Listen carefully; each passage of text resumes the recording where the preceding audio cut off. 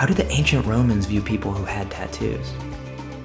Were Roman soldiers inscribed with permanent marks of the empire? And what were the ancient methods for removing tattoos?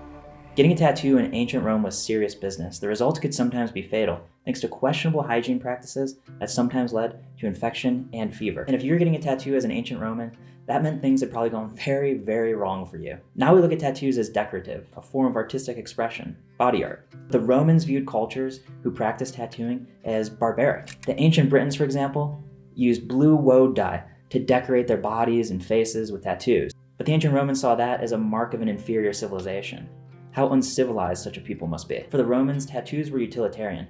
They were a labeling system. Slaves, criminals, gladiators, people who worked in weapons factories, and possibly soldiers all would have been tattooed. And in the case of slaves, they would have been tattooed prominently, probably with a mark on their forehead or face. In the Satyricon, a 1st century AD Roman novel, 2 characters attempt to disguise themselves as slaves. In order to do so, they shave their heads and they have their faces and foreheads painted with marks. We're told their faces are covered with tattoos. Not all slaves were marked though. Enslaved women were generally exempt from the practice, as were high-ranking or loyal or favored servants. And tattooing was a painful process of crudely pricking the flesh with needles and then pouring ink into the wounds, according to Petronius, the author of the Satyricon. And there's a really fascinating law from the era of Constantine about the way gladiators should be tattooed. It says, the tattooing should be done so that the face, which has been formed in the image of divine beauty, should be defiled as little as possible. So instead of on the face, gladiators were tattooed generally on the hands or the calves. And before we talk about how the ancients removed tattoos, the question is,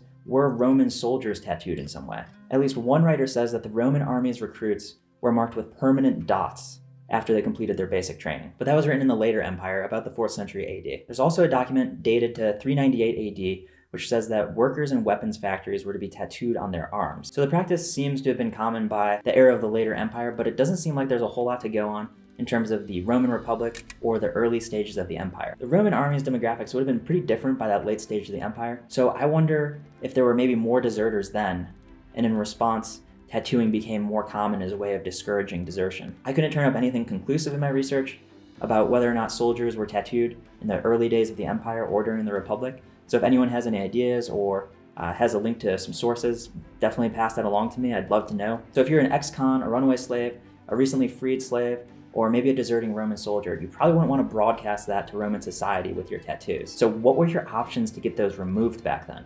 It seems like all of the options in the Roman world were both painful and toxic. There are 2 main techniques for tattoo removal back then. There's physical abrasion, which is basically sanding it off using a needle to manually remove it, which must have been a painstaking procedure, especially for a tattoo that was on your forehead or on your face in the case of slaves. And the other option was using caustic chemicals of some kind, so basically burning it off chemically. We know a decent amount about tattoo removal in the Greco-Roman world thanks to a whole bunch of writers who wrote about the process. Aetius, Galen, Pliny the Elder, Seneca, and Plutarch all wrote about ancient practices for tattoo removal. So it seems like it was actually a fairly common procedure back then, and a doctor could make or break his reputation on his ability to completely remove a tattoo.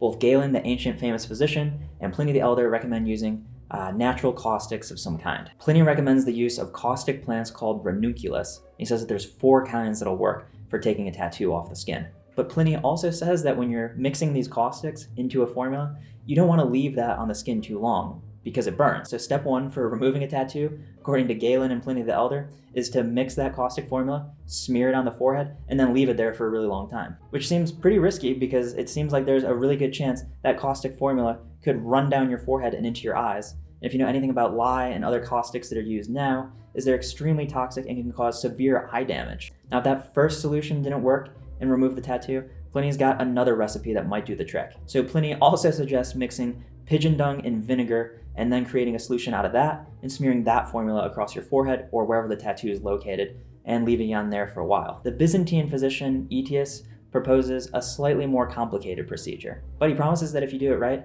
there supposedly won't be any scarring or ulceration to the skin. So step 1, according to Aetius, is to clean the tattoo and then apply potassium nitrate over the tattoo. So after you've done that, you're going to cover the tattoo with the astringent resin of a turpentine tree and then bandage the head and leave it for 5 days. On the 6th day, he tells us to remove the bandages, prick the tattoo with a needle, wipe away the blood as best as possible, and then rub salt into the wounds. So the next step is to cover the wounds with a mixture of lime, he's not talking about the fruit there, and then bandage the head again, and then leave it sit for 5 more days. At the end of that 5-day period, Aetius recommends that you apply more of the lime mixture over the wounds, but this time with a feather. And Aetius says that if you do all of that correctly, the tattoo will be completely gone in just 20 days. There won't be any scarring or ulceration or any mark left over, which seems very hard to believe. We're going to take a look at 2 more methods for removing a tattoo in the ancient world. And these recipes come to us from the Greek physician Dioscorides. He recommends using mandrake or to rub a compound of white lead and vinegar over the tattoo and then leave it on there for an extended period of time. White lead, of course, is an ingredient used to make lead paint, which, as we all know now, causes lead poisoning. So again, you're supposed to rub that lead mixture onto your head, leave it sit for a while, and hope for the best. So given these options for tattoo removal, it probably makes sense that a number of people, instead of trying to get their tattoos actually removed, chose to either wear their hair long or wear a hat or wear bandages in public. And there's a number of accounts of freedmen growing their hair out over their forehead or combing it forward, kind of like a Caesar haircut. In one ancient fragment, a freedman explains his new hairstyle by saying that he's growing it out because he's going to donate a lock of his hair to the gods. I don't know that anyone believes him, but it was a good explanation back then.